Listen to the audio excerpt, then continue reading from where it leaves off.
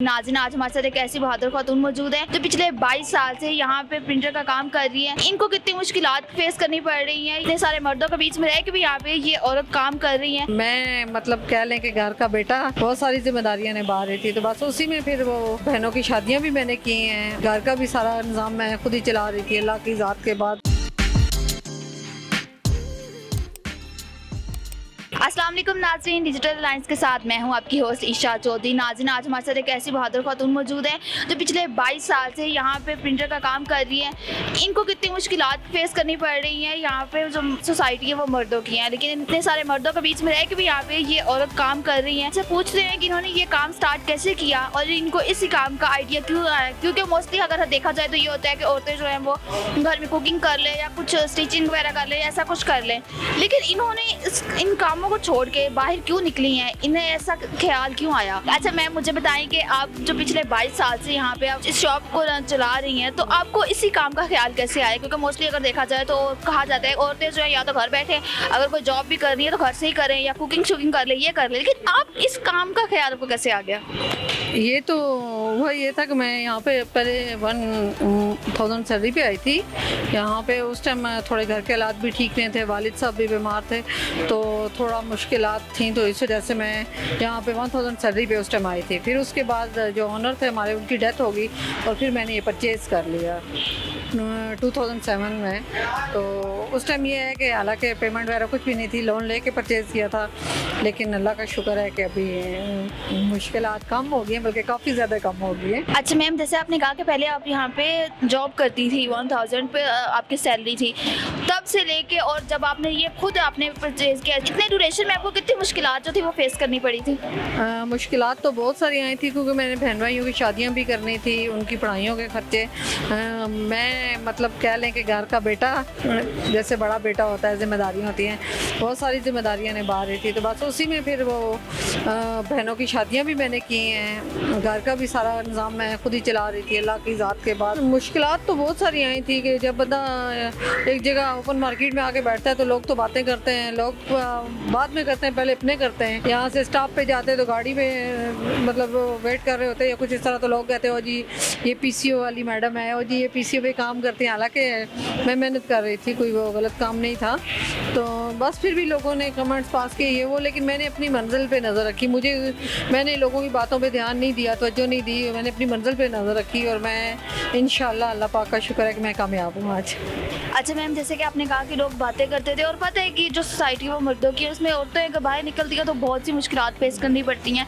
फिर घर वाले ये कह देते हैं नहीं आप घर में बैठ जाओ आप, क्योंकि हम लोग ये बातें नहीं सुन सकते क्योंकि फैमिली प्रेशर होता है कुछ, ये भी आपकी फैमिली वाले भी ये कह देते हैं। तो आपके जो घर वाले थे, पेरेंट्स वगैरह थे, उन्होंने आपको सपोर्ट किया था या उन्होंने भी आपको यही जैसे एज यूजुअल होता है कि औरतों को कह दिया जाता है बैठ जाओ आप घर में, तो आपको ऐसा कुछ कहा? नहीं, मेरे घर वाले थोड़ा सा हो गए थे, खासतौर पर मेरी वालदा एक दो दफ़ा उन्होंने मुझे कहा कि आप ना काम करो ये वो, लेकिन मैंने उनको कहा कि बातें तो करने वाले करते रहते हैं, तो हमें बजाय उनकी बातों पे तवज्जो देने के एक पत्थरों की दीवार जो होती है ना उनकी, वो बना के उस पर खड़ा हो जाना चाहिए। तो मैंने तो लोगों की बातों की परवाह नहीं की, और ना ही अगर मैं लोगों की बातों की परवाह करती तो मैं शायद कामयाब ना होती, लेकिन मैंने लोगों की बातों की कोई परवाह नहीं की किसी किस्म की भी। हालांकि मुश्किलें आती रही हैं, बहुत परेशानियाँ थी, इतना कि कभी कभी बहन भाइयों की फ़ीस के पैसे नहीं होते, बहुत से मुश्किलें देखी हैं मैंने।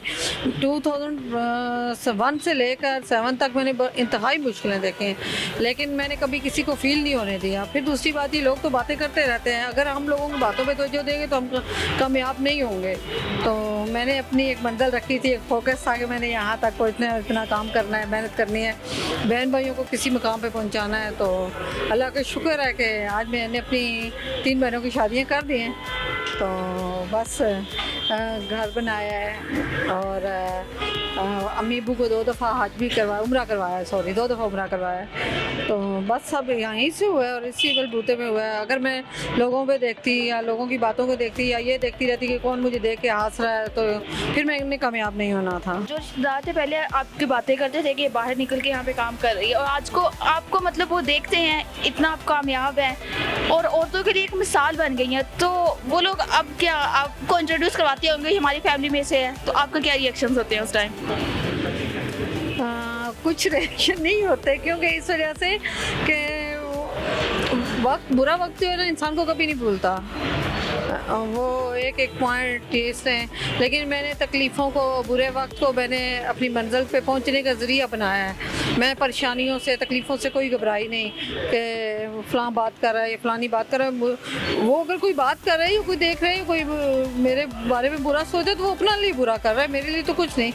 मैं तो अपने काम में मगन हूँ, मुझे तो अपना काम करना है और घर जाना है। मैंने नहीं किसी पे देखना कि कौन क्या कह रहा है और कौन नहीं कह रहा। और दूसरी बात ये कि रिश्तेदार बस ठीक है, मैं नहीं इतने, मैं अवॉइड करती हूँ, हर बात को अवॉइड कर देती हूँ। अगर किसी ने बात की भी है तो मैं उसको भी अवॉइड कर देती हूँ। अल्लाह पे छोड़ देना चाहिए मेरे ख्याल में।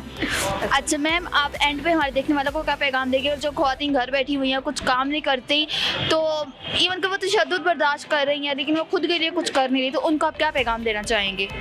ख़वातीन को जो है मैं ये पैगाम देना चाहूँगी कि हिम्मत मत हारें, और दूसरा ये कि किसी पे डिपेंड मत करें, चाहे वो आपके बहन भाई हैं या वालिदैन हैं या कोई भी हैं। आप किसी पे डिपेंड मत करें, मेहनत करें। और ये बहुत मतलब नहीं हो सकता कि आप मेहनत करें और आप कामयाब ना हो।